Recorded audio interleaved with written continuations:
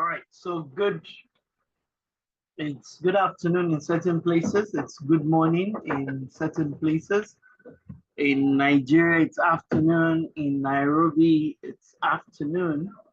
But in Ghana, it is still morning. So good day to everybody. Good day to you. It's great to have all of you here with us today.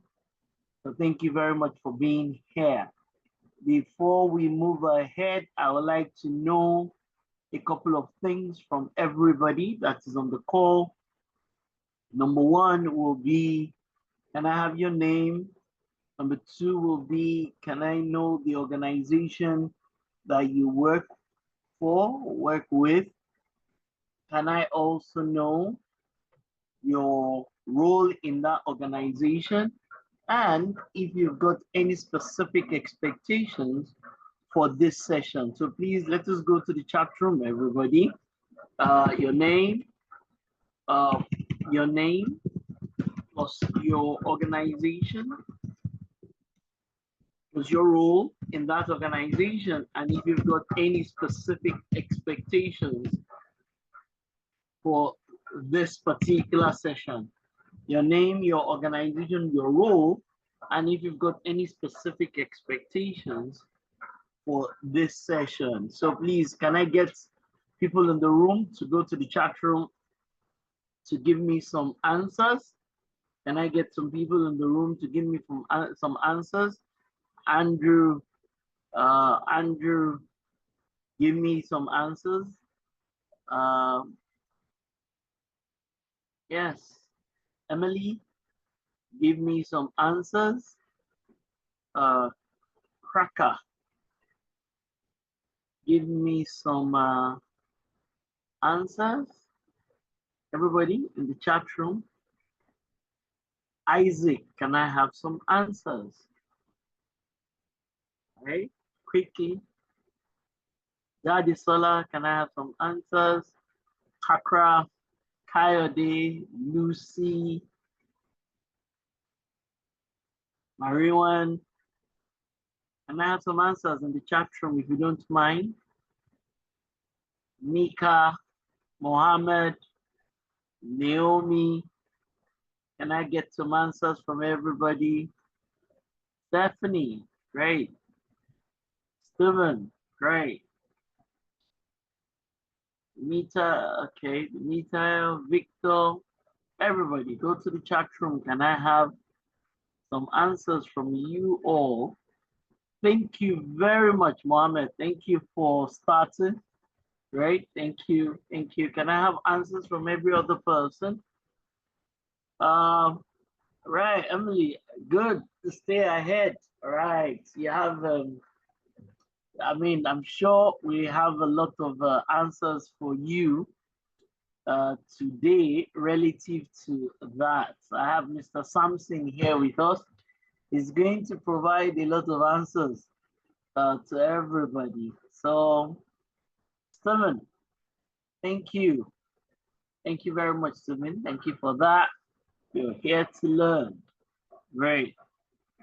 Thank you. All right, okay. Kayode Oluyemi. Hello, Kayode. How are you? Trust you're well. Thank you very much for being here.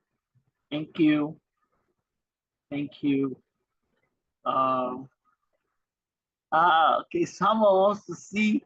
Okay, Mr. Samson, seriously, I hope you're listening. Live demonstration. So that, I mean, seriously, what they want to see is not only a set of slides. All right, seriously, I hope you're ready. They said they want to see a live demonstration, not just a set of slides. So please, fire up your AWS environment, which I know you always have. Fire it up. I don't know what else you want to do. Fire a virtual machine, switch on some of your services. I like this from someone, a live demonstration. How AWS disaster recovery works in action, including failover setup. Wow. Seriously, I hope you're ready. I hope you're ready. The people want to see something live. Good. Andrew, thank you very much for being here. It's great to have you here, Andrew. All right.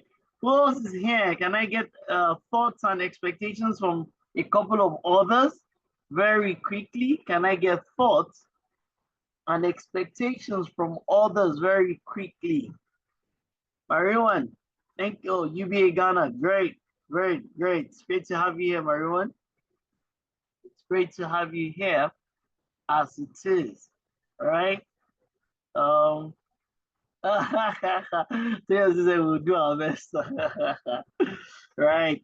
So Tails, so I'm going to make my session very quick, just so that you have at least about 45 minutes, because I think a lot of people are really here to see, right? See AWS in action. All right, they want to see AWS in action. So I'm going to quickly go through my own part so that I can give you at least 45 to 50 minutes so that you have more than enough time to be able to do this. So let's get on with it. Thank you very much, everyone. Thank you for your time. It's great to have you all here. Our organization is A4S. All right, our organization is A4S, and the things we do, they're towards the left hand of our page. Provide audit and advisory services and even training when it comes to a couple of these areas. So where you see business GRC, we've made it a point to separate business GRC from IT GRC. They're two different things from where we sit as it is. So for us as an organization, those are two different things. People say GRC loosely. They just use those words very loosely, but GRC can be purely on the business side. It can also be on the IT side. So as an organization, we've made a clear differentiation between those two things. Also, our sustainability services. So to everybody who comes here regularly, some people are regular with us. Every time we're holding sessions like this, they're always on the call, they always join us and things like that. So it's great. Thank you very much for coming, because without you, we will not be able to do this. So thank you, a big thank you to everybody. And I know I have people from Kenya, people from Ghana, people from here in Nigeria, and I can bet I probably have people from other countries also. So once again, thank you very much for being here, everybody. So today, I will go through a standard that is not very common. A lot of people don't really know this standard called ISO 27031. And there's an older version, and also there's going to a new one is going to be released in the next 2 months. In the next 2 months, a new version, a 2025 version of this standard called 27031 is going to be released. A brand new version of the standard is going to be released in a couple of weeks. And so we're looking forward to it. But I have insight into what will be in the standard, in the brand new version of it. I've used the older one prior to now, but in this new one, I also have insight into what will be in it. And that's what I'm going to talk to you about. But before I go ahead, and I've got my colleague from Datamellon. His name is Teosi. Teosi, please, I know a lot of people in your organization will also be looking to be here, and it would be nice if you can help me drag the CEO of Datamellon, Mr. Wale, into this session. It would be nice. So you might want to call some of your colleagues. Okay, Teosi is just coming in. Teosi, your internet keeps going off. Where are you? Why is your internet poor? I'm here. I'm here. Can you hear me? Okay, I can hear you because I've admitted you like 3 different times, so that's what I'm wondering. Okay. No, it's not me. I think I shared the link internally. So apparently it's registering like me every time. Okay, And I'm that's surprised. fine. That's fine. This is the original one. Right. So not a Yeah. problem. Thank you very much. As I said, help me drag your colleagues, and if possible, help me drag Mr. CEO of Datamellon onto this call. It would be nice to have him here also. Yeah. All right. So let Yeah. me quickly go through this. Sorry, you're going to say something. Go ahead, Elsie. Yeah, I've shared internally. Some of our guys are Okay. already here. My team Brilliant. members are. I can Brilliant. see Victor. I can see Victory. Stacy's on the call. Brilliant. Wale might be far reach, but we at least that. That's fine. Not a problem. All right. That's not a problem. Okay. So I've got one simple question, and who's going to help me in the chat room? What is the difference between ISO 22301 and then this particular one called 27031? Can we all go to the chat room? I'm looking for somebody to help me articulate what is the difference between ISO 22301, right? What's the difference? Let me put it in the chat room. 22301 versus ISO 27031. What's the difference? And anybody help me articulate it? And not, I don't want ChatGPT answers. I don't necessarily want very long, complex answers. I just want a simple answer. What's the difference? Which one is, which of, which of, which one is a subset of the other one? Everybody, can people go to the chat room? Give me some thoughts. Give me some ideas around the difference between ISO 22301 and ISO 27031. Anybody? Quickly in the chat room, everybody. All right? Quickly in the chat room. Can anybody articulate it properly? All right? Can anybody help me? Okay. Kakra said this one is a subset of the other one. Okay. Thank you for that, Kakra. Who else has an opinion?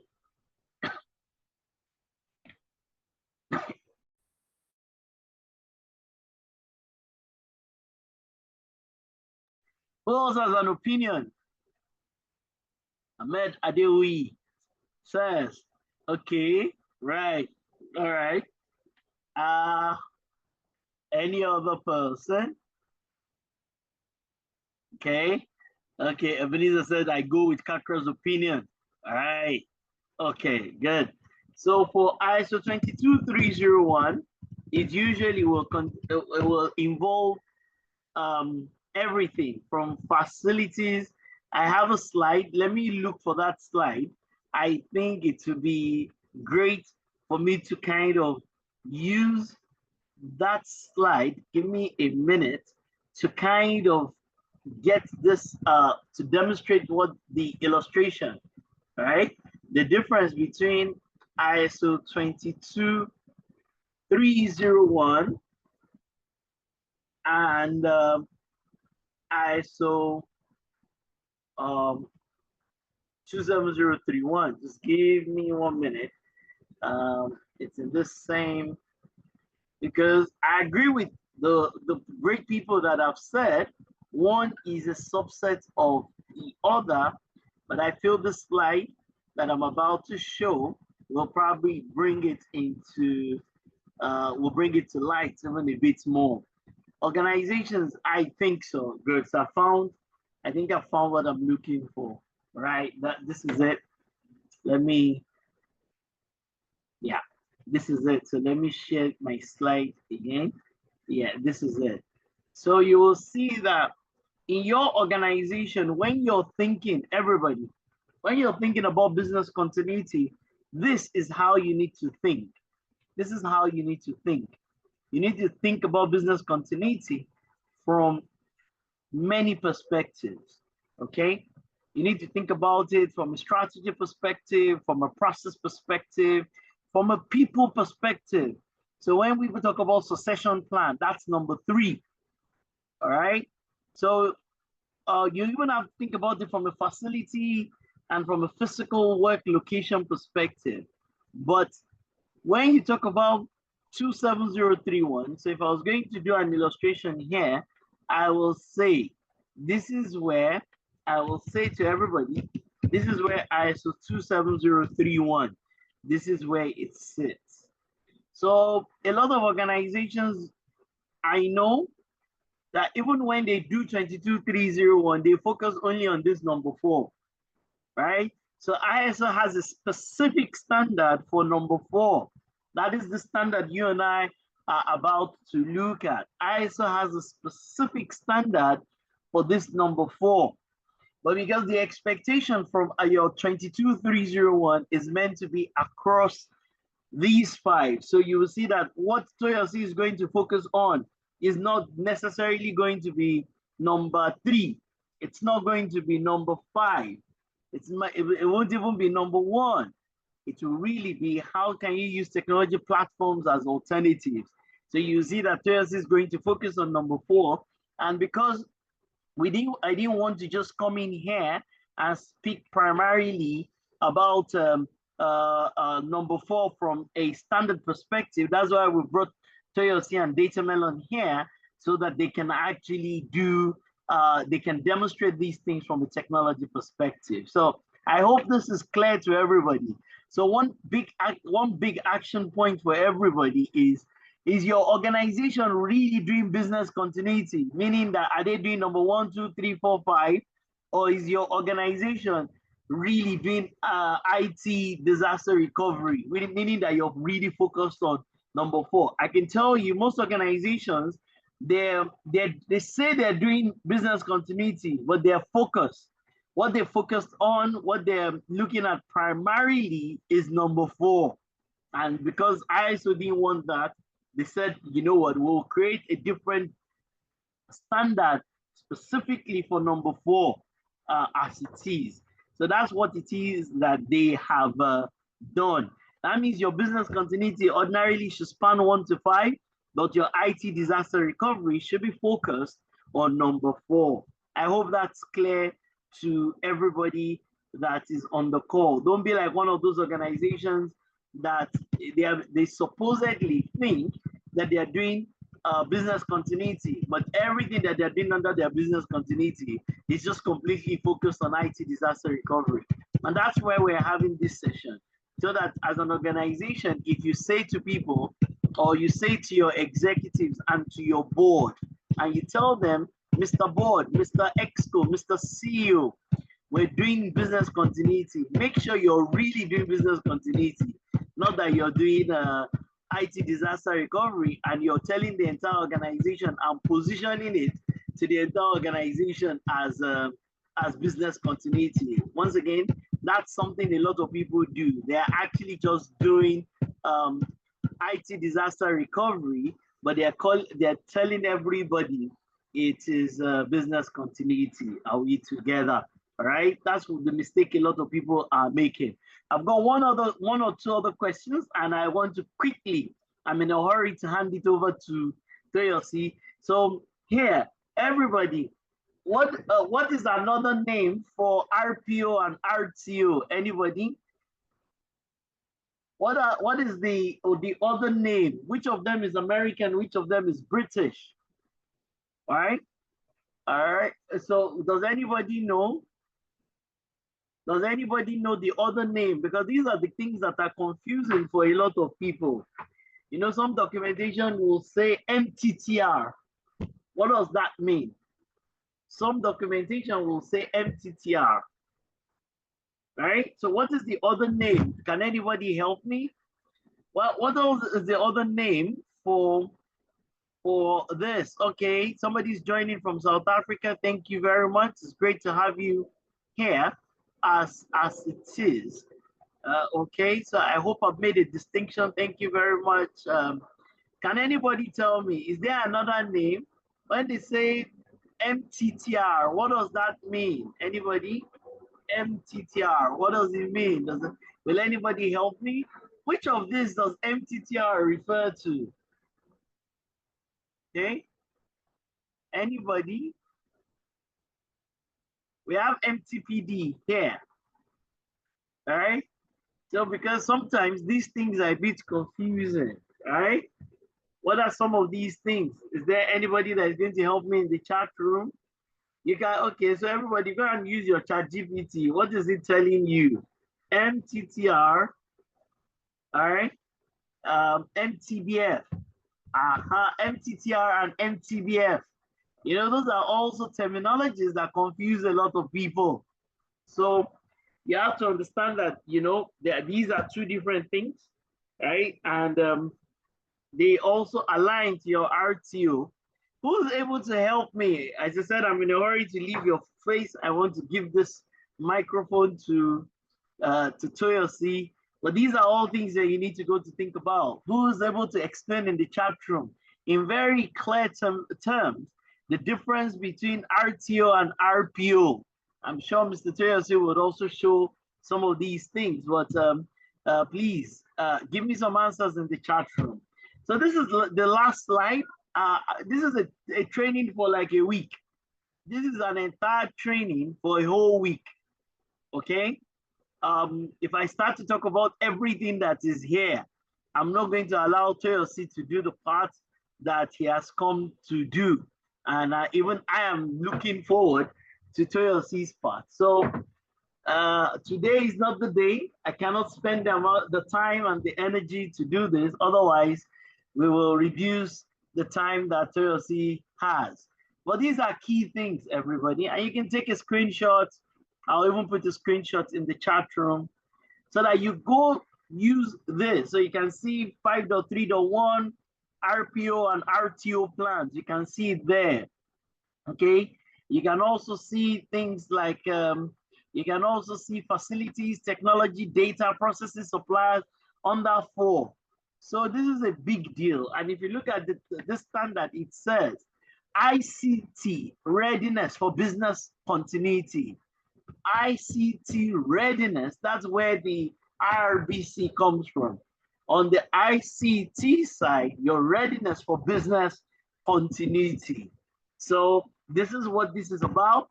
And it's very, so when you say people here, it's not considering people generally, it's looking at people relative to ICT. When you say suppliers, it's not looking at general suppliers in the organization, it's looking at suppliers relative to ICT. Everything that is looking at here is relative to ICT. Once again, this is like an entire, I can spend the next 3 or 4 hours just looking into this. Where is the greatest problem that organizations have? I can tell you it's 6.2 and 6.2.1, everybody. 6.2, 6.2.1. Those are the places where organizations, they struggle. We're doing some work for clients. I've been with a client earlier today. Companies significantly struggle when it comes to 6.2 and then 6.2.1 and 6.2.2. That's the place that a lot of organizations that we struggle from.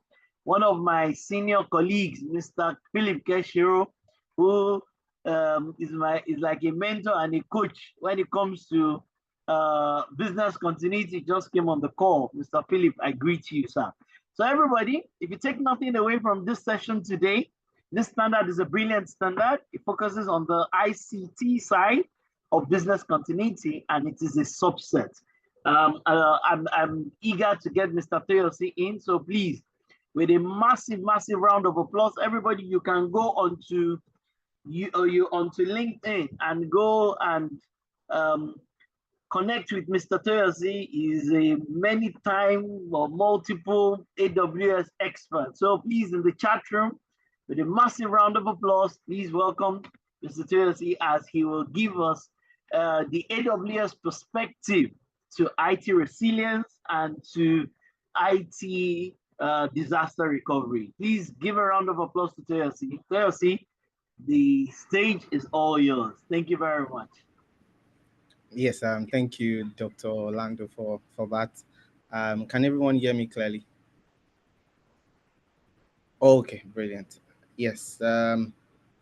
Orlando, the way you have already created expectation, I hope I'm able to match at this point. Okay, we'll do our best to do that. I just want to share my screen, and please confirm when you can see my screen. Can you see my screen? Can anyone see my screen? I can see your screen. I can see. Oh, brilliant. Yes. So, thank you, Dr. Orlando, for that beautiful introduction and great work you're doing at A4S. My name is Omotoyosiola Samson. I'm a senior solutions architect with Datamellon. I've been with Datamellon for well over 2 years. I come from a very small town in the southwestern part of Nigeria. Um, I'm 4 times AWS certified, and I've helped customers across Europe, Middle East, to migrate to the cloud, while also setting up business continuity and IT resilience in their architecture. We've worked with top brands, right? I'll talk about what we do at Datamellon shortly. And also on the call, like this call with me, I can see a good number of my team members who have also joined to listen in. For some funny reasons, I think because I shared with my link, a lot of them are joining as me. So please, this is the real me. Some people might chat and they even mention it internally. Why is it doing so? I think it's just because they didn't register themselves. The link is, but I can see Victor, I can see Victory. I know a couple of other team members. I've also joined from the technical team as well to listen in on this. So basically, um, I've been brought here to talk about building IT resilience with ISO 27031 and talking about AWS disaster recovery. What are the strategies that AWS has in to tackle this? Some of the principles that ISO 27031 actually speaks to. And I want to let you know that yeah, there are solutions within AWS that can tackle that. For the sake of a live demo, we might not be able to do that because it will need us to set up a lot of things at the back end.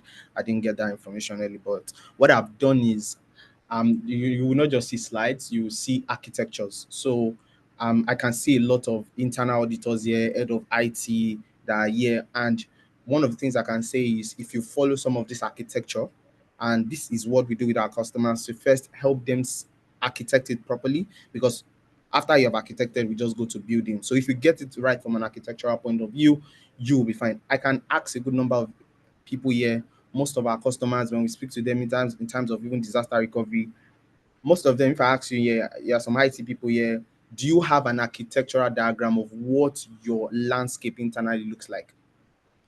You can just tell me yes, no in the chat session. I would like to know if a good number of people have it. Like, oh, do you have an architecture of your landscape, of your DR, of your business continuity, maybe backup system? If you have that, yes, no. If it's no, just say no. If it's yes, just say yes, we have.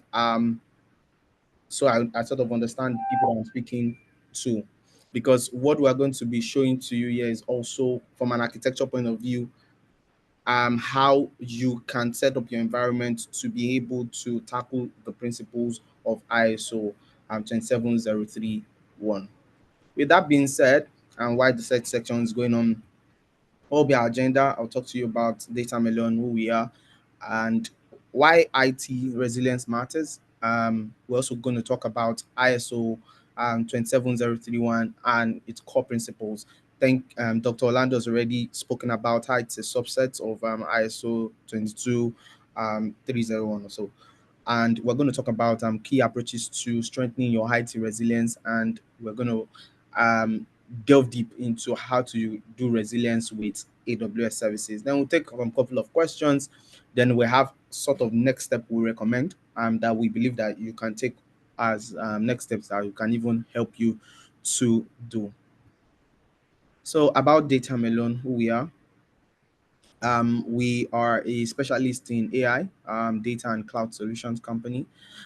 We have been in the market for over 13 plus years. We have been delivering cutting edge solutions from a cloud perspective, AI perspective, and data driven solution for business growth for all our customers across the globe. In terms of AI, like I mentioned, we do everything end to end in AI, AI solution, data solution, generative AI, business intelligence, custom AI solutions, AI and ML ops as well.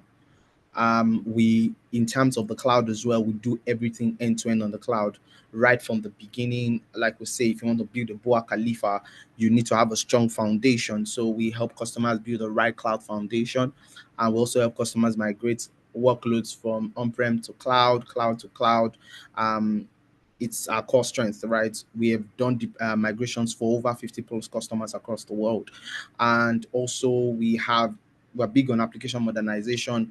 It's not just enough to migrate workloads to the cloud. You want your workloads to be modern, right?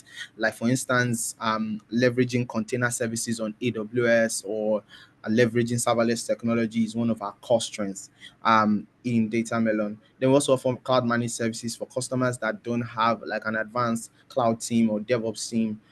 We can help you hold your hands through that process. We can manage your cloud environment for you, and while you focus on innovation.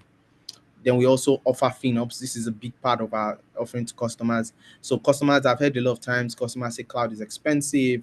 I used to tell them one simple thing: you probably did not architect properly on the cloud, and that's why we're going to be talking much from an architectural point of view today, even in disaster recovery, to ensure that you have a strong and IT resilience in place while still putting cost in mind. Right? We look at various strategies that you can implement from your organization point of view. Then from billing management as well, we help customers remit their bill directly to AWS. We're big on security and DevSecOps, and we understand that this is a big thing, and that's where some of this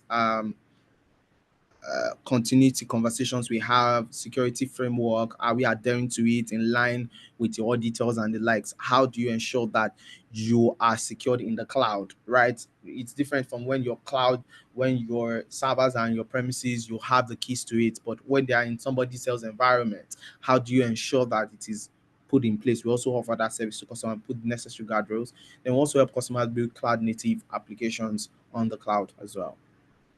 We play in all major industries, from finance, financial services, to oil and gas, manufacturing, telcos, healthcare, technology, media and entertainment, power and utilities, and even the government sector. So we play in most industries.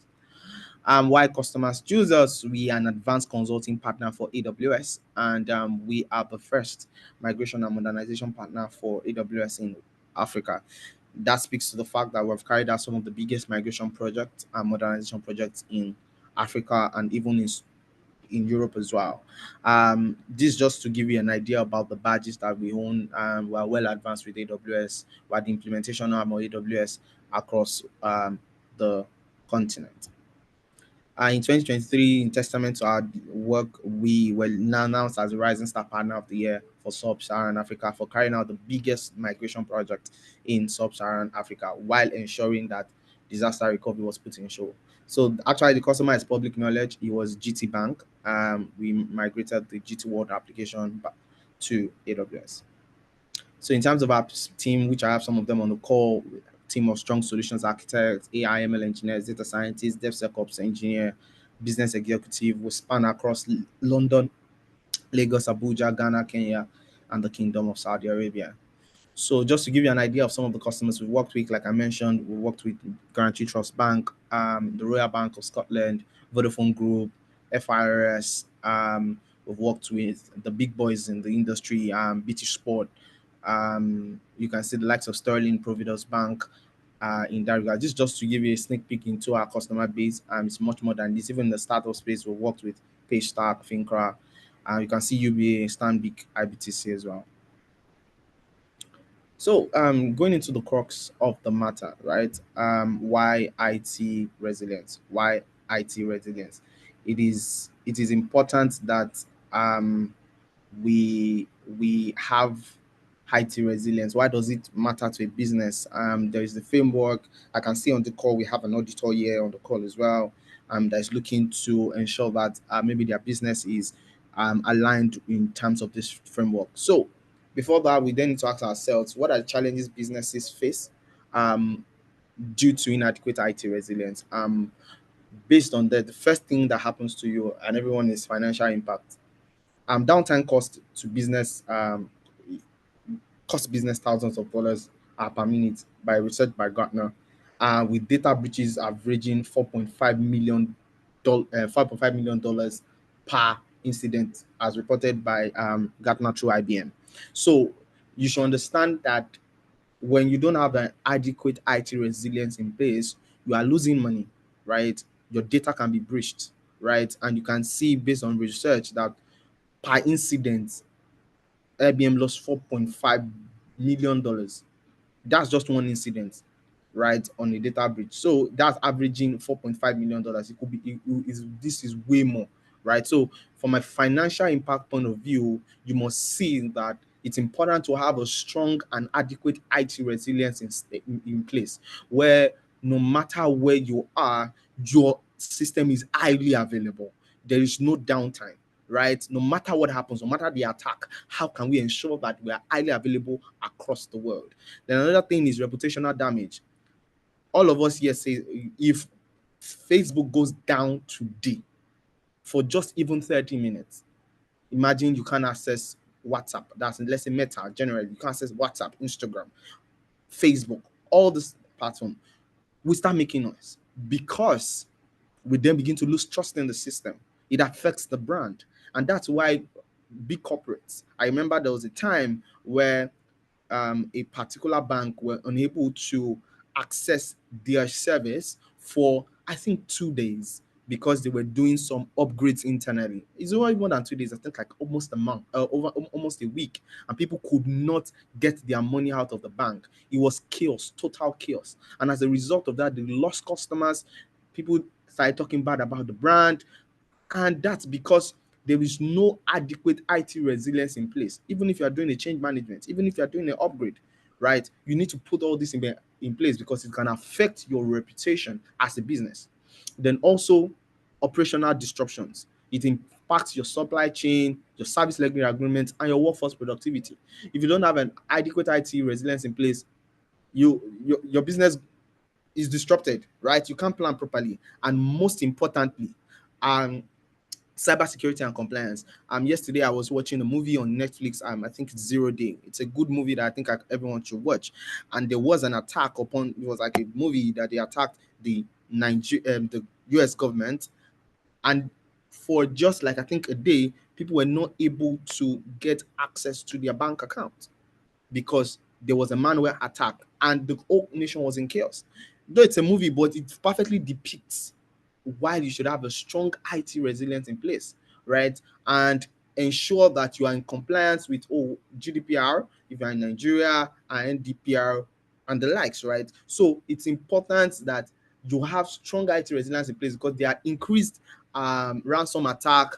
And how do you ensure your security framework adequately protects you against all these attacks, right? And that's why it is important for you to see why you must consider IT resilience. It matters to your business. If you don't have it in place, you need to start thinking. If you are a CISO here, you are an head of IT here, you need to ensure you are thinking in this regard. I know it's slightly expensive, and that's why we're bringing from an AWS point of view, how do we tackle this, and while ensuring that our cost is also in check. So let's go into the ISO 27031, right? Basically, it's a globally recognized standard for IT resilience, disaster recovery, and business continuity. Most importantly, please, business continuity. So basically, it provides a framework for preparing your IT system against disruption and ensuring rapid recovery of IT services. And let me say this to everyone: if you're head of IT, CISO, and the like, yes, your system can go down, right? The question is, what are the measures you can put in place to recover quickly? To recover quickly. That's the most important thing. Anything can happen to no one. A natural disaster can happen. What are the structures you have put in place to ensure that business continues? That is what this principle is saying. And that's the first thing in terms of the core principle of ISO 27301 is IT service continuity planning. Have you identified critical assets and you have developed recovery plans, including business continuity plans and disaster recovery plans for them? So it's important that wherever your IT systems are, maybe on premises or in the cloud, this needs to be taken care of. you need to have, I've seen quite a number of customers that I've spoken with, and I say, oh, what's your business continuity plan? And they'll be like, we just have the DR, we're just backing it up in a DR location somewhere. Okay, if there is a disaster now and this main system goes down, how long will it take it for this backup system to go on? How do you even do drills from time to time? And a good number of time, most of them don't even do drills. So if there is a attack on the main system, the backup is not even in sync to be able to catch up, right? And that's why it's, and I'm talking about even big banks within the country or outside the country. I've seen this a lot because there is no clear business continuity plan and disaster recovery. Some even have it written down, but in action, they have not done drills in place. And that's one of the core principles that this ISO 27031 is hammering on. It needs to happen. What are the critical assets? Your core banking app. Do you have a disaster recovery plan in place for it? It's important to have access out. Then risk assessment and management. We need to constantly assess threats and implement safeguard, things like pen testing, that you do from time to time to identify threats. One of the things that we also do when we're deploying solutions for customers to address this, which I'll talk about, is ensuring we're putting threat detection services on so that it constantly reviews the environment to protect you against cyber attacks.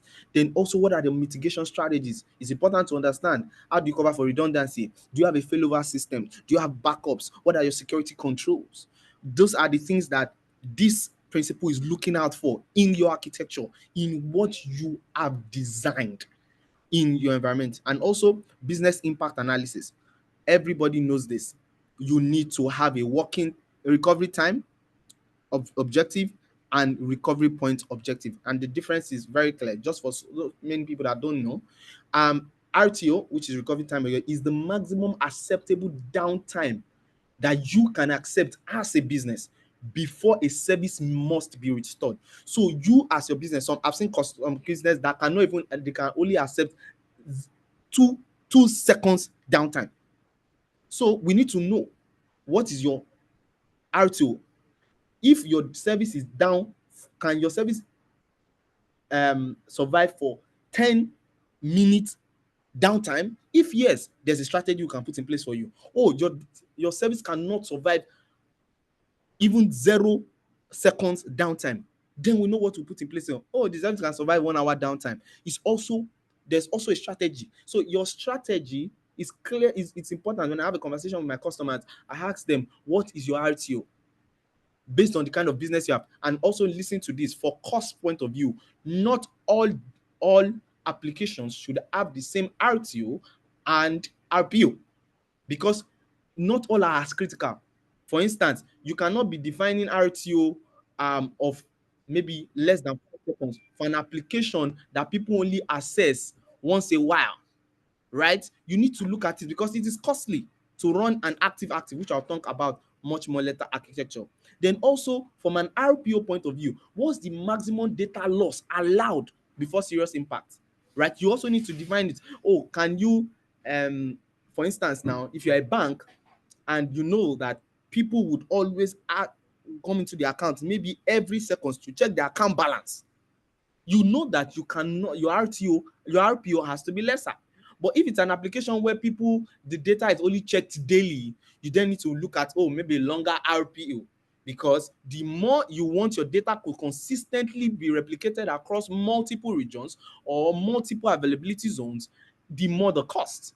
But if it's an application whereby you're only doing check-ins daily, you can then look at a larger RPO for your business. So it's important that you define this, because business impact, and I ask all my customers this, because if I'm going to set up a disaster recovery solution for you or an architecture for you, it's important for us to know what's the RTO and the RPO that's acceptable by your business before we can do. Then other things are in incident response and recovery strategies. What are the protocols that you have put in place to action disruptions? When there's a disruption, do you have clear-cut automated systems in place that is sending response to the team and they're acting on it, then also continuous testing and improving. Please and please, I want to emphasize this.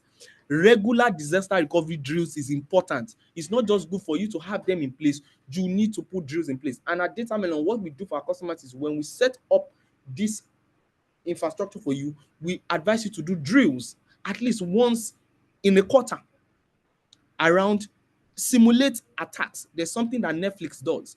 They do a simulation of attacks. They attack one of their servers and shut it down to see how other ones will replicate or will come up to replace that one. These are drills that I need to put in place, and a good number of IT specialists are not putting these things in place. And it's important because you need to stay adherent to the principle of ISO 27031.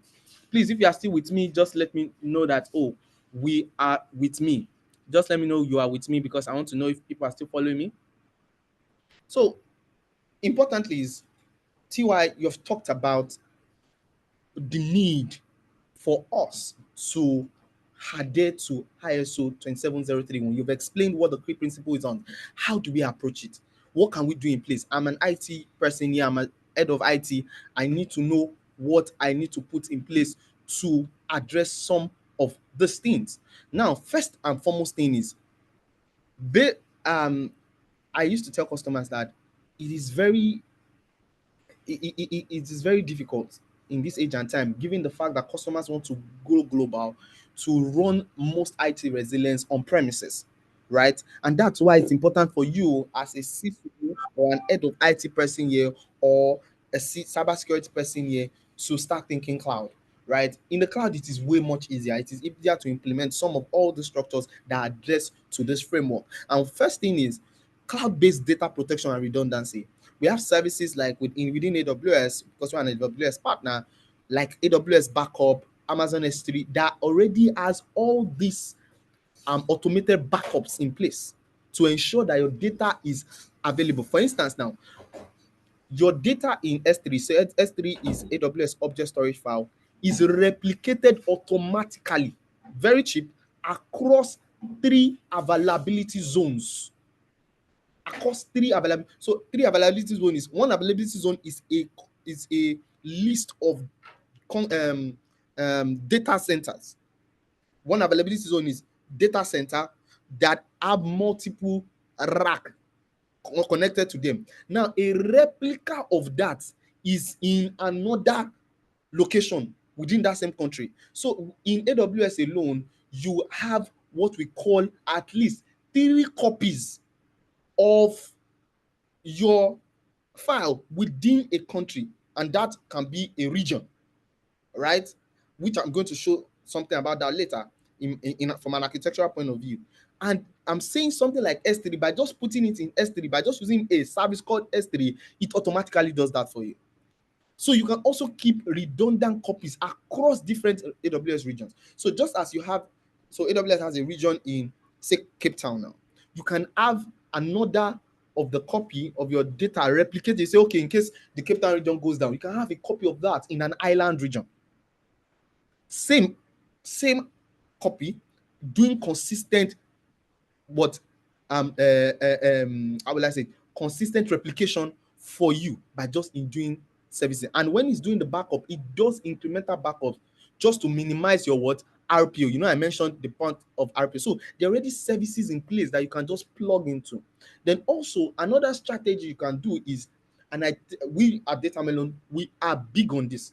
We tell our customers, no matter any architecture you are doing, from a migration point of view, from a deployment point of view, it must be highly available. You must have an highly available architecture. Don't just deploy all your workloads in just one particular zone. We need to ensure that, okay, this is deployed in it, but it is replicated at least in a minimum of 3 availability zones, which I mentioned earlier, with automated failover mechanism in place. For instance, traffic, you must have something like called a load balancer, which I'll show. I'll talk from an architectural point of view. But highly available and automated failover mechanism must be in place. Then most importantly, security measures and DR testing must be in place. So we ensure that one of the things we do is we start from identity and access management point of view. We ensure that who are the people that have access to your environment, right? you need to give out access based on the concept of what? Principle of least privilege. Only give people what they need. If somebody wants to view a service, only give him access to view. Don't give him access to edit. Don't give him access to create. Then we put measures in place, like guard duty, to ensure that every of your environment is threat detecting, right? You have a single pane of glass to see what is happening from a security posture point of view, and you can be proactive to real-time threat management. So when auditors come and are looking for maybe pen testers, when they see some of all these things in place, they then say, oh, your environment is fine from a cloud point of view, right? Because you have these security measures in place to tackle some of the principle of ISO 27031. Then most importantly, regularly test your disaster recovery plan. It's not just enough to have it. Simulate attacks and see how your business responds to it. And most importantly, like I mentioned, key approaches again is define business-centric RTO and RPO objective. Don't just design a RTO for all your workloads, and all your workloads are not the same. Depending on the critical need of your application, you need to have a specified RTO and RPO for it. So it's also important that you define a business-centric one so that you doesn't affect your business. If you know there's an application that cannot survive minimum any downtime, then it should have a separate architecture, different from the others. Yeah, it will cost you money, but your business will be up. And that's why it's important for you to understand that these are some of the approaches that you need to start looking at as a business to tackle some of the challenges that you might find in IT resilience. So, having said all this, how does AWS come into place? How does AWS help with resilient architecture? What are the services that AWS helps to ensure that as an IT head, as an CISO, everything that you've just mentioned are put in place? How easy is even it with AWS? And I used to say it is as easy as just turning on something. It's as easy as turning on something. That's how beautiful it is in the cloud, right? There are plethora of services that you can use today. I'll just mention a few of them and go deep, then I'll take questions. So basically, AWS has 6 pillars, and it's important for you to understand this pillar because one of the pillar is where we are looking at in terms of IT resilience, right? AWS has 6 pillars, which is what?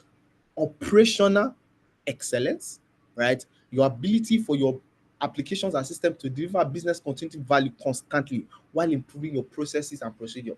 AWS wants to ensure that when you are deploying any application, it must be operationally excellent. Then most importantly, security.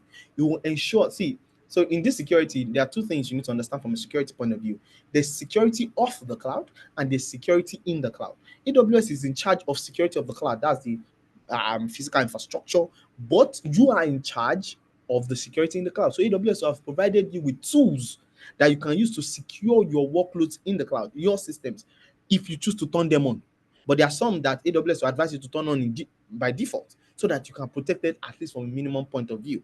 Like for example, now it is your duty to turn on two-factor authentication. AWS will just advise you to say you need to put MFA in place, right? It will not say on MFA for you. It is you that it has given you that services that can help you tackle that. The solution, just turn on NFA and you can meet security of even getting access to your system. A lot of people, even in the cloud, do not have two-factor authentication turned on, as basic as that. That's basic thing that must be done. Even if you are on premises, even if you want to access your laptop, you will see them that you need to put at least two, three passwords before you can access a particular service. There are even some that will tell you you need to change your password every 40 days, depending on their own security and compliance measures in place. Then also from a performance efficiency point of view, you need to ensure that your IT resources are working as they should. And most importantly, which is where resilience is in AWS, is reliability. How reliable is your service? We need to ensure that your workloads perform its intended function correctly, consistently when it is expected. It's not that your application works from Monday to Friday, but when it's now on Saturday and Sunday, because you did not know there might be a peak period, your system is not responsive. Have you put IT resilience in place that will tackle it to ensure that your system is highly reliable? And most importantly, in as much as we are doing all the deployment, is it cost optimized? Are you assuring that you are avoiding unnecessary cost? It's important, and sustainability is I know some part in part of Africa people are just laughing at this, but it's also a big thing. We need to ensure that the carbon emission, by just leveraging some particular instances, by leveraging services in the cloud which are already compliant with sustainability rules, you have already reduced the carbon footprint upon the face of the earth. So it's important. So these 6 frameworks is what guides any deployment that you're going to do within the AWS environment. So from a partner point of view, we ensure we adhere to this, and business continuity, IT resilience falls under the reliability pillar, and also hinges on security because of attacks as well. So when you're looking at ISO 27031, you're looking at it from a reliability pillar and a security pillar as well. So now let's go deep dive. What are the various disaster recovery strategies you can do within AWS? So if you are a IT auditor here, or someone that is a CISO, or you are an head of IT, or a DB person, this is not the first time you are seeing this. Especially if you are a database person, this is not the first time you are seeing this thing. This is like a bread and butter for everyone. But I now need to let you understand that how does AWS mean now? So there are different 4 strategies for your disaster recovery solution you can put in place, and there are different services that you can leverage within AWS that can meet you there. First and foremost is the backup and restore. So there is the passive and active, right? In the backup and restore, a good example is a customer is looking at an RTO and RPO for hours. So what it means is maybe that application, they really access the application, right? So you can think of doing backup and restore. Maybe when you access the application, maybe once a week or once in 2 days, things like that. So if the kind of application you have is an application that is that they are not asking for data, or they are not accessing it every time, you want to think of the backup and restore strategy. And it is the cheapest for you to do. Basically, what it means is, in case there is a downtime to the main system, depending on the hours you have for, maybe say, oh, it should come back up in 12 hours. Strategies will put in place to ensure that it comes back up within 12 hours. However, another customer can say, no, my RTO and RPO is maybe less than 1 hour. That is 10 in terms of minutes, maybe less than 1 hour. So what we would then advise to that customer is to do what we call a pilot light disaster recovery solution. So what that means is your data will be live, the services will be idle. So the core services powering so the main service will be running, right? But the backup service, the one disaster recovery solution, the data layer of it will be consistently passing data to it. Data will be replicated consistently. However, the core services running it will be idle. They will not be turned on. They will not be turned on. In an event of an attack, right? What then happens is there will be a failover mechanism at the top, which I'm going to show. One of the systems we use is what called Route 53, would then pass signal to the backup, to the one in the disaster recovery solution, maybe in another region or in another availability zone, and it will then spin up the service from scratch. Like from scratch. So it will take the service time for it to spin up, and that's why we're saying that if it can survive, maybe your RTO is that of tens of minutes, maybe 15 minutes, 20 minutes before the service comes, is operational and all. But because the data is currently being replicated from time to time, you will be paying for that cost of storage. You will agree with me, because data is currently being replicated from time to time. That is another strategy. Depending on, oh, this application, we can wait for it about an hour before it comes up. We'll be fine. Nothing will happen. It doesn't affect business. You want to think of pilot light application. However, if it's an application that you know that you need it up in minutes, for instance, maybe within 10 minutes, it needs to be back up. What we then advise is for you to do what we call a warm standby. So a warm standby is, and think of it like a football match, right? You have your 11 players playing on the field. That's your main system. However, you have your bench, group of warm bench, but this time around, these ones are not sitting. They are already jogging. They are already jogging. They are jogging, but they are not on the field. They are already jogging. So data is being replicated live to live. The services are running, but they are running on reduced capacity. So maybe the service is supposed to be running at 16 gig. You are running them at maybe you are supposed to run 4 servers to support the application. You're only running one in the standby location. So immediately there is a attack or there is a downtime on the main one and you fail over to it, the first one will pick, while the additional ones will join the club. You quickly swap them into the equation, right? And that's what we call a warm standby. So you are running a replica of what you have in your main region, but you are now running a miniature of it in a standby region. But all the underlying infrastructure are already ready. You have done a replica, same thing, same thing. It's just that they are running at a reduced capacity. And because of that, the cost is usually ×3 of what you would do for backup and restore.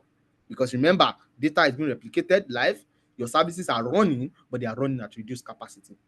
However, for customers that need a near real time, for instance now, Netflix, Facebook, WhatsApp, all these financial institutions, banks, right? You need to also have what we call like an active that our application cannot survive any downtime. What means is you'll be running a copy of what you have in the first region in another region, like for like, and there will be a consistent replication of data across it. So the RTO, when there is a downtime, you will not really feel it because the system, you can now say the RTO is between 0 to 5 seconds, or let's say 0 to 10 seconds, because it's near real time, it's not almost real time. So near real time can be 0 to 10 seconds. So people will not feel it that much. They can just say a drag for maybe 2-3 seconds and everything is back online. So you can also set up. So like I mentioned, these are the various disaster recovery strategies you can look in place, but it depends on your business needs. It depends on your business needs. What does your application look? Don't look at it from a general IT point of view. Look at it from an application point of view. Which application do we have that needs active? Which application do we have that needs warm standby? Which applications do we have that needs pilot light? Which applications do we have that needs backup and restore? You need to look at it from an application point of view, not generally from your IT point of view. And this is just some of the things I've mentioned so that we don't, I've taken my time to go down them in details because I want to really go from an architectural point of view.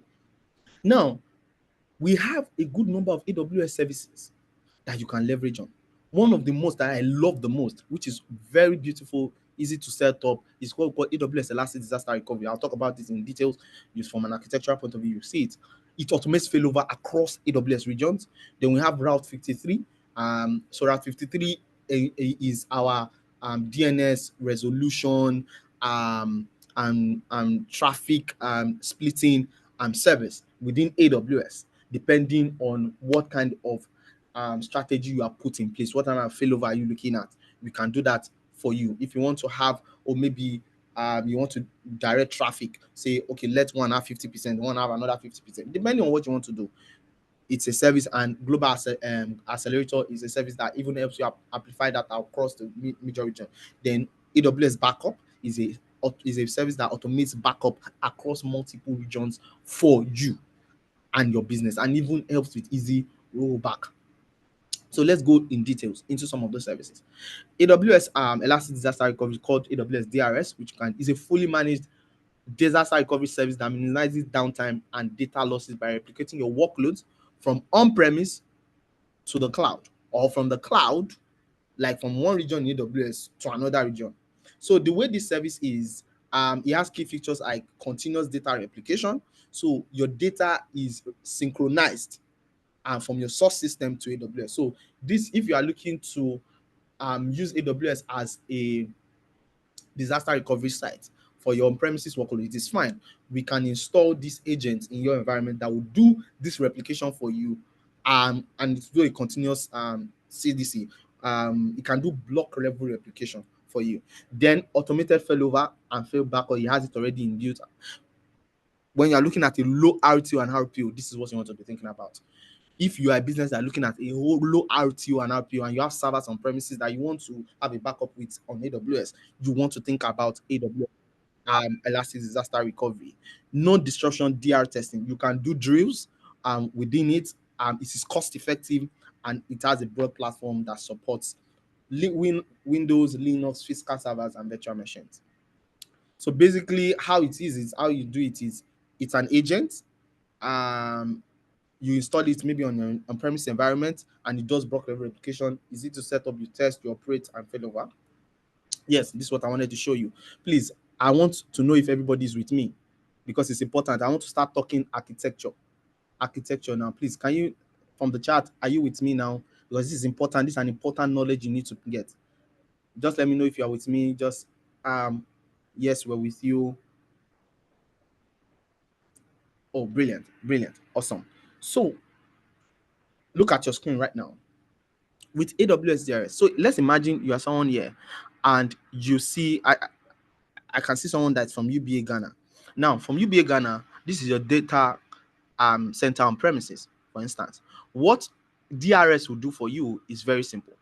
You install DRS in on each of the servers that you want to have a disaster recovery solution on.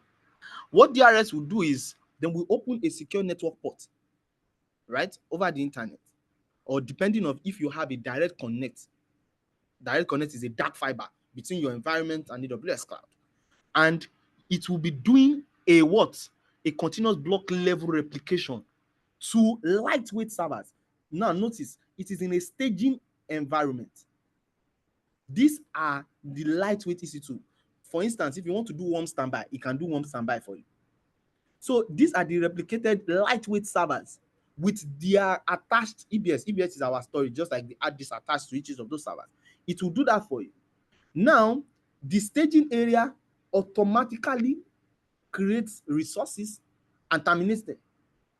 Right. So if in an instance of an attack on your main environment, there is a DNS controller, this DRS here would then redirect traffic for depending on how do you want. So I've seen customers say they want to use their own DNS resolver on premises. So we would have set it up in such a way that if you are using your own DNS resolver on premises, it would have the CNAME of the one in AWS cloud, so that it can then push traffic to it when the parent is down, right? But if you choose to use AWS Route 53, it will carry the CNAME of both applications. So the one on premise and the one in the cloud. So when there has been a ping test based on your RTO and it did not get any feedback, it will start pushing people to the ones in the recovery instance that has been spin up in a secure private cloud within the cloud. And this thing does it in less than seconds, depending, like I mentioned, what is your RTO and RPO. So it does automatic failover for you. And all you just have to do is install this agent on your devices on-prem, and it will do the replication. It can also do within AWS. So you have a region and you want a replication to do to another. Maybe your workload is deployed in Cape Town region and you want a replica of it in Island region as well. You can also do that as well. DRS can be installed on those EC2 instances, and it will be doing the replication for you. That is how DRS works from an architectural point of view. And I wanted every one of us to look at it, to see this and start thinking, oh, how can I put this measure in place for my business? And we can run, we can do a simple POC for you to see how this works for your business. If you're interested in that, you can also send us an email, let us know how we can support you, even from a POC point of view, for you to see this in action. Then that is if you have like a active, that's a strategy you could use, or a warm standby. I've just showed you one of the strategies you could use for that using DRS. But if you are somebody that yours is maybe backup and restore, your application can survive hours, um, you can have what we call a backup system in place, right? With backup and restore, it's suitable for services that can sustain longer RTO, recovery time, and lower priority use case. Please, emphasis on lower priority applications. A lot of the banks that I've seen are doing backup and restore, not active, not warm standby. At least a minimum you should be running should be, let's say, even there's no money, run pilot light or warm standby. I know that active is quite expensive because you are running the same copy of what you have in your main cloud environment or main environment in a DR site. But most customers are only running backup and restore.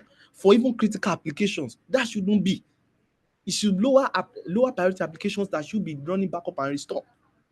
So with backup and restore, we have AWS system called AWS Backup that helps with immediate backups benefits. You can leverage existing investment in infrastructure. It's cost effective.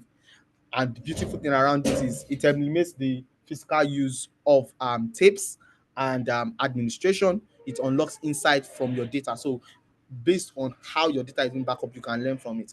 And how does it look from a architecture point of view? Now, this happens actually within AWS environments. So this is available within if your workload is deployed within AWS. Now, this is a region. As you can see here at the top right, trying to use my I can't get my annotator here. Now, within this region, you have your workload. So your workload is maybe this instance that is running. It has a DB, which is this RDS instance that you can see. I'm really trying to look for something to point, but I hope yours can see this. Now, it has a volume attached to it. Now, what happens is you have turn on AWS backup, which is here, and AWS backup begins to take a snapshot of your EBS volume, which is what you've seen here. That is your disk attached to your instance, right? It does the replication of it, right? And also, if you have something in your object file, which is S3, you can also do a snapshot of it.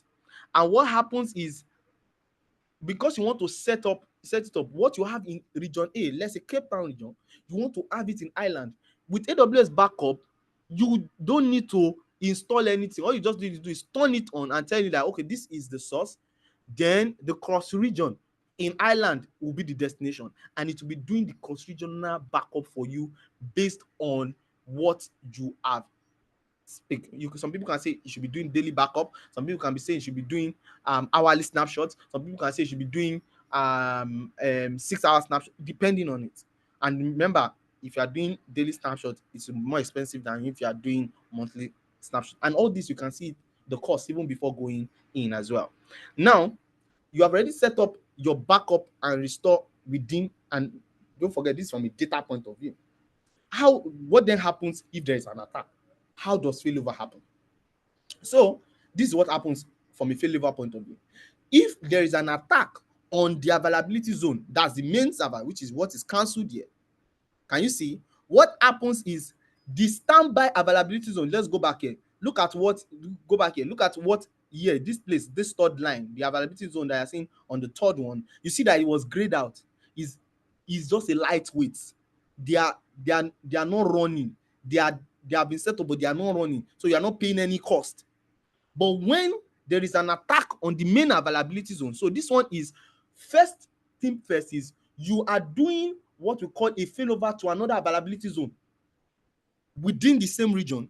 You see that instances and the RDS are running, and they are connected to the data that you have already replicated. So you are fine.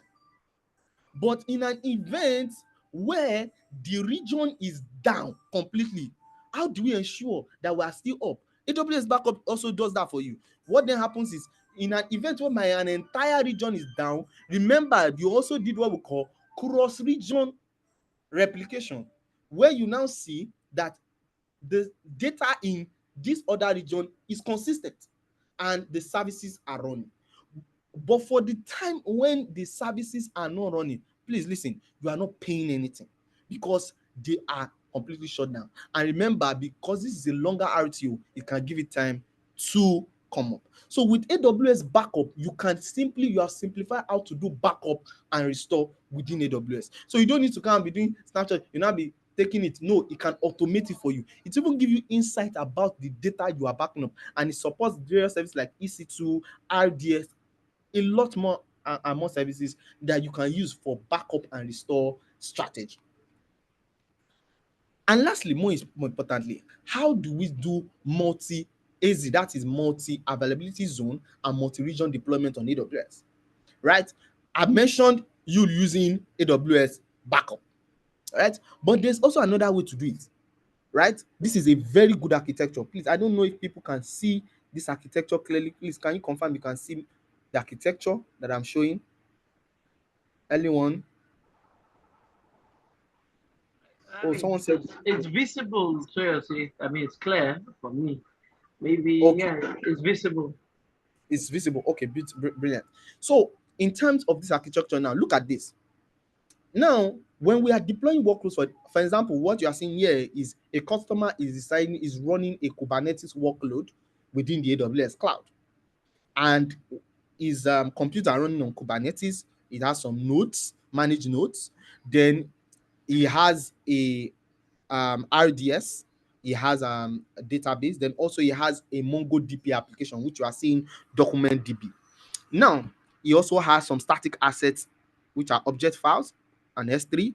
Then he's doing some level of analytics in it, which is what you are seeing here on process data to S3 below. He has glue and the likes.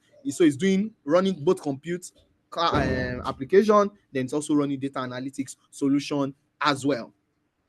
So what happens is this. What people usually will do is they will set up this first region. This is US East 1. This is North Virginia region. Now look at within his environment. He has how many availability zones? 1, 2, 3. He has 3 availability. So from a region point of view, is already highly available. So his main application are running, which is the Kubernetes cluster here, is spanning across 3 availability zones.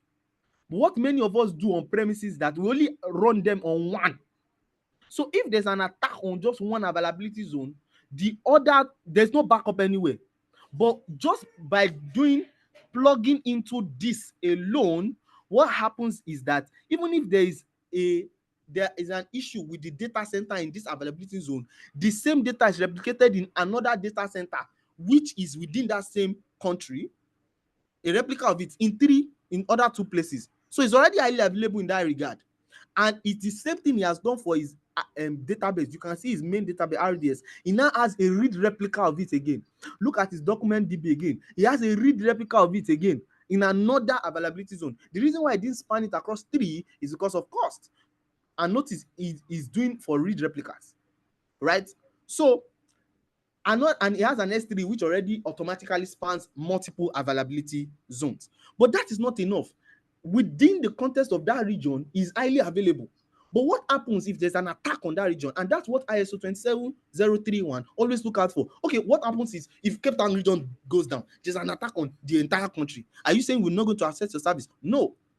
You can also have, you can see him here, he also now did another one. But look at up here at the top, you see this place is active, this place is passive. So this person is running what we call a warm standby. It's not active, a warm standby. Same application, but running, you know why I mentioned it? You are running it at reduced capacity. Running it at reduced capacity. You can look at it in the second region here. The document DB is not automatically replicated. And the beautiful thing around it is it doesn't need to go and start up this service again. By turning on what we call global table replication, it can easily do that for you from a MongoDB point of view. From an RDS point of view, by doing asynchronous replication, by turning it on, it can do that for you as well. And what does the resolving for him is called Route 53 here. So when a customer is trying to come into this network, he hits the CNAME, the Route 53, he checks, puts traffic to the application gateway. Now this is the load balancer. They are using a network load balancer, and based on the availability of the nodes, the direct traffic to this first one, the one here, the one on the third one. If there is one of the instances are not LD, it can push it to other ones. So you have the load balancer helping you checking the health of your instances to direct traffic. In an instance whereby the load balancer cannot reach any of these services, it communicates to the Route 53 here that you are seeing at fault, and Route 53 after pinging could not see it, would then redirect traffic to this other place and spin up this one at full capacity. Depending on the RTO, remember this is active passive one standby, so probably it can survive 15 minutes, 10 minutes in place. So with this architecture in place, this particular business has met ISO 27000 27031 in terms of IT resilience. They are resilient within their environment, within a region. They are also resilient across the region. And it is important for you to have this knowledge. And as I say this, if you are looking at, we can help you with a POC, help you to ensure that you can test this with any of your application in place. When you get it right from an architectural point of view, you will be fine. And with that, it comes to my end of the session. I would like to take questions from everyone at this point. Questions, please.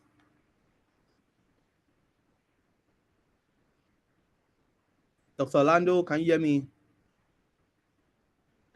All right, Thursday. I mean, I think all of us, our mouth and our jaws have dropped, wondering.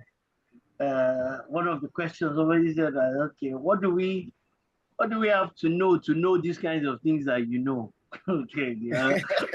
Okay. Or what do we have to do to know these kinds of things that you know? That are there online resources that we can go to? Because of course you're speaking with a lot of experience and all that, but how can we even get some kind of proper guidance to be able to help? Because Yeah. you know this is technical work that you're talking about, so you probably want to speak to that. That's number one. Number Okay. two, there's somebody, because some of the questions have come directly to us. Number two, that somebody was saying is, how easy is it that you move on-prem, that a client has got their primary on-prem, and you know the way on-prem is, you know, multiple OSs, multiple DBs, some of the platforms that they're even using, their end of life, no, the licenses have expired. That how easy is it that you can move such a scattered on-prem type environment to move it to the cloud? So that's another question that somebody has asked here. And then another one, maybe as a follow-up to that, is that do you really have clients that you can say that are on-prem, but their DR is now in the cloud? That means they're still on-prem, but their DR is in the cloud. Applications, middleware, you know, those kinds of things. And lastly, that I have here is the conversation around money, finances. How do we convince the executives that it's no more expensive to move to the cloud? Because some people have also said it. I know a bank, they also did their own cost, what did they call it?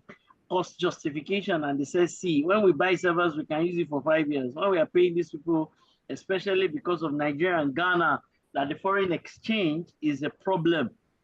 That, you know, that does it really make sense from a financial perspective to move to the cloud? And lastly, and I hope you have these questions there, see, and I think lastly is, everybody says that the government of Ghana and the government of Nigeria, that they forbid financial institutions to be on the cloud, at least for their core banking, core operational system and databases. That the regulators, NITDA, CBN, BOG, that there is an injunction that you cannot, you should, the production systems and the core banking should not be on the public cloud. Maybe you also bring some clarification to those things. Thank you, Yes. Toyosi. Yes, sir. Thank you so much for those questions, and I think they are valid questions, and I'm going to take them one by one. I'm going to take 2 and 4 because they're almost similar, right? The question was for customers that have applications that are on premises, reaching end of life, multiple systems. How do we ensure we migrate them to the cloud? They have multiple end of life, all those kind of things. We're a big migration partner, and I've worked on a lot of migration projects. I think the largest migration that we've worked on is migrating customers with, they had over close to 800 servers, right? 800 servers and virtual machines. And we're able to do that because of a service called Application Migration Service. I'll put it in the chat. You can read it up. Application Migration Service, AWS Application Migration Service. We used some of this application, AWS Migration Service. It helps you do migration of servers, VMs, like for life. It will carry a copy of it and dump it in AWS for you. And with that, we're able to migrate a good number of them within at zero downtime. For databases, we leverage what we call AWS Database Migration Service, called DMS. You might want to read it up for those that are here. That is how we're able to migrate large databases. And with database migration service, you can do what we call CDC, which will do data capture of your on-premises to the cloud, right? That's how we're able to do that. Then another thing we do at Datamellon is this. From a cost point of view, we understand that it is a big movement. We do, before we even tell you to migrate, or before we tell you to set up like a cloud environment or a DR in the cloud, right? We'll do what we call an assessment for you. That assessment, you will see the reason why. It's a business executive assessment. You will see why you should migrate to the cloud, why you should have DR in place, then what is the financial implication for you. We do it complimentary for our customers at no cost to them. So all you just need to give us is your server inventory. We'll get your RTO and RPO, and we come up with the cost of what it is, and we give you a business case which you can take to your board, that you can now say, oh, this is cheaper and cloud. And we're now saying, don't even do it at full scale. Start with what we call a pilot. Do just small and just look at the cost we're giving you and test it within the cloud. The difference between on premises and in the cloud is, in the cloud, you are doing pay as you use. On premises, you are amortizing. We will also put strategies in place to ensure your cost is low down. That we're saying, if you are going to keep this application in the cloud for the next 3 years, you can also reserve that particular instance. By doing that, you can save up to 56% of the on-demand cost. Because when most people go and do the cloud today, they do it based on demand cost. On demand cost means you're just going to spin up a server, and maybe AWS is giving you that server for maybe $1 per hour. By reserving it, it is going to be, you are telling, you can save up to 56% off. So you can be paying at no cost to just saying, I'm going to be using this particular instance for the next 3 years. AWS says, oh, don't worry, I'll give it to you at 0.48 dollars instead of $1. Right? Those are some of the FinOps strategies. So what we do is we help customers to give us your inventory. We will then help you build a cost so you to see it. Then we're not saying, even after you're seeing your cost, you're like, no, don't even go full yet. Start small. And that's what we did for one of our customers in Ghana. They're a telco. They're looking at that, and they have it on premises. They did a pilot test of what it looked like in the cloud, and now they are getting internal approval to finally set it up on AWS. We understand that you need data to be able to support this, and that's why we are making the journey easy for you. So that's how we handle migrations, and that is how we also come from a cost point of view, right? And also, like I mentioned, please always remember this. I said this. One of the strategies we put in place is, not all system. You cannot give me, I'll ask you, what's the RTO on all? If you are telling me all of them must be online, it's expensive. Which one are the critical applications? So if I know the critical application, then we can then know which one should be running at 24 hours per day. If the ones you are telling me has a low IPO, then we can now know the ones that should be running maybe 8 hours per day, 7 days a week. So All those kind of things. Some people say they want to do DR for development environment. Why are you doing DR for development environment? Right? You should be looking at it from a production environment point of view. So these are some of the things that we help in that regard. Then, in the question of number one, which is knowledge gap, one of the things that we do is we help our customers, and I'll tell you is, let's sit with you. We don't directly offer trainings, but there are resources online that AWS has. AWS Skill Builder that can help you. Like I'll tell somebody, before you come to the cloud, if you're an IT person here, you are head of IT, and you're choosing to come to like AWS, at least get what we call AWS Cloud Practitioner. Get what we call AWS, let me put it here, Cloud Practitioner. It will help you understand some of the services we are talking about. Then if you are a infrastructure manager and you're looking so that people will not come and bamboozle you, you need to have what we call AWS Solutions Architect Associate, at least minimum.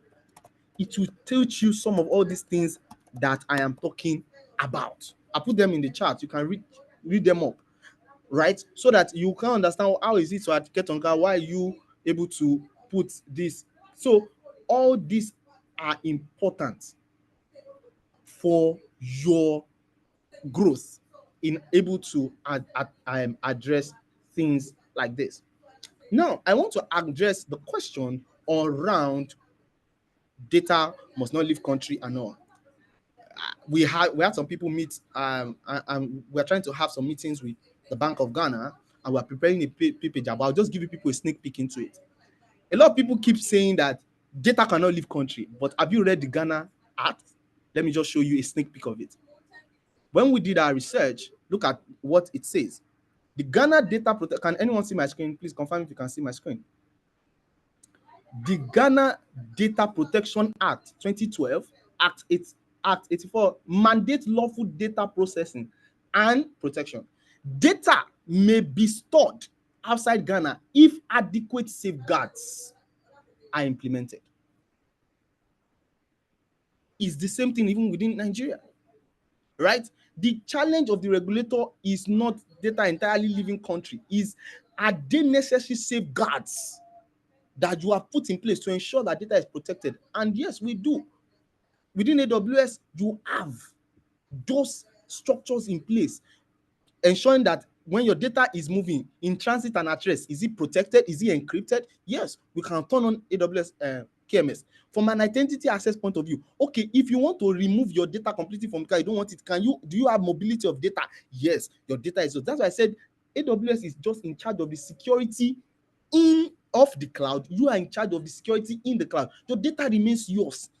I've seen customers that have moved to AWS, done their pilot testing, and said they don't like what it is, and they delete the entire infrastructure. We don't have a copy of it. It is yours.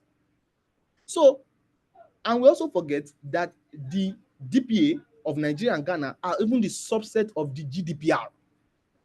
The GDPR is just a subset of it, and that's why when we are recommending to our customers, we will recommend them to deploy in a similar data protection act region, like Ireland region. And with that, we have helped a lot of our customers to circumvent these kinds of laws. So I don't think it's a showstopper. So what we do is strategy we put in place is we deploy customer in regions like Ireland region, which has a similar data protection law as that of maybe Ghana and Nigeria. So I just wanted to give you a sneak peek into that. So in case a regulator are coming and telling you, and just like some of the actions we recommend as next step, right? Please write and put it down somewhere. Identify what are your vulnerabilities in your IT strategies today. What are your vulnerabilities? You need to know which part of your business is being affected that is not having IT resilience. Then assess your business, define your RTO and RPO, please, at a workload level, not just generally per service. Oh, this application, do we need RTO? Do we need backup for it? Do we not need backup? Then evaluate the DR strategy based on what you have discussed that fits your business. Then you can engage us to help you implement this DR solution. We can start with a simple assessment. We do a POC for you. You see what you like, you take it to your board, and we can implement at full scale as well. Then you continue to test and improve to improve your disaster recovery plans. I don't know if I've been able to answer some of the questions. Absolutely. Thank you very much, TLC. I think we've gone past our bedtime. We appreciate your Yeah, time. Everybody, a round of applause for the Otoyosi. Thank you very much. I think you've been having me. very clear. You've been very precise. Somebody was asking for the recording. Yes, we will put this on YouTube and we will share the link. So it's not a secret. We'll put it on YouTube and we will share the link with everybody that is registered. That's why we always tell people to register for these things because there's a lot of post-class or post-session things that we will typically get back to everybody. So once again, a round of applause, everybody. A round of applause for TLC. Thank you for Thank having you me. very Thank you much. We wanted to do this last week. You are unavailable, but I mentioned to Ali that by all means, for you're the one that I would like to do it because of because of this, exactly because of what it is that you have just demonstrated here. That's why it's you that wanted to do it, and we appreciate that you're able to eventually make the time to be able to do this. So thank you very much once again, everyone. TLC, you can put everybody, you can go to Datamellon website, you can follow them, and you can put some of the details in the chat room as it is. So if you look at my screen, this you will see on the left hand side we just did number 2, and next week we'll be having something on climate change that's going to be explosive. I believe it's going to be on Friday, the same time next week. We'll be having a conversation around climate change, and that will be very interesting. And thereafter, in the month of April, we'll probably be doing something, not probably, we will be doing something on data center. And on the sustainability side, by the end of this month, we're going to be doing something on goal 8, which is the decent work and economic growth. So we look forward to having you in these sessions. You can also tell some of your colleagues and people who will be interested in some of these things. We might call Datamellon back in the month of August, everybody. If you look towards my left, in the month of August, we might call Datamellon back so that we can have a conversation around cloud security. As at that time, we will see, we will let you all know as it is. So please, once again, thank you very much. There's a feedback form in the chat room. Please, Oyin, can you put the feedback form? And these are some of the great people who put these things together. Samuel, Abigail, Oyinkan, Esther, and Israel, some of the team members and Faith who put these things together. So once again, thank you very much, everyone. We appreciate you, and we look forward to seeing you in other sessions as it is. Thank you very much. God bless you. Have a great remaining part of have an excellent weekend as you go into the weekend here. So once again, a big thank you to Toyosi. Please let me say a big thank you to Mr. Wali and to the entire Datamellon team. I'm sure we'll have more work to do together as the future unfolds. Thank you very much, everyone. God bless you. Have a great weekend.